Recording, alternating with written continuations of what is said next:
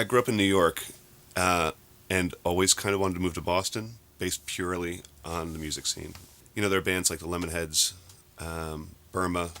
That stuff was really exciting, like here in small towns, you know, where I grew up. When I was hearing about the Pixies and all these bands were coming out of Boston, I was like, this is where I want to be. This is where I'm going to move to. And when I moved up here, it just got like a billion times better because those were just the bands we were hearing about.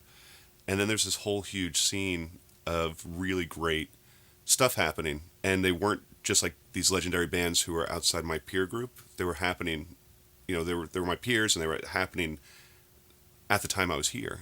I was scared shitless of the Rat. I made it as close as the front door at 22 years old. I just walked out the door, and my roommate at the time, he was like, "Let's go down." And I was like, "No, man, it's a nightmare club. It's scary." It's like I have an expectation of being comfortable to some degree, and it made me really scared, which actually made me really want to go back. It's like a really scary rock and roll haunted house. And I remember him saying, I remember him going to one of the last nights of the Rat, and he came back to our place in Alston, and he was like, it was insane. They were ripping the chairs off they were ripping the stools out of the ground. People came with hammers and were chipping bricks away to keep mementos. And I was like, wow, that's pretty powerful. That people that were that connected to that club.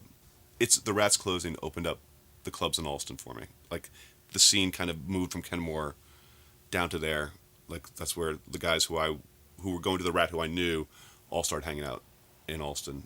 Those guys still want to go out. They still want to do stuff. They still want to go to shows. And that's what Alston kind of provided that. The local 186 was still down there.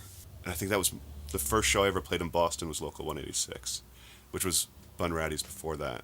Another scary club where we walked into local 186 in Alston, and all the stools tops had been removed from the bar, so it's just posts. And I remember turning to my bassist and I was like, "What is this place? Like, who books here? This is like a dilapidated building. Like this is not up to code." There's a lot of nightmare clubs in Boston, a lot of scary places. But that's good. It's good to be scared, I guess.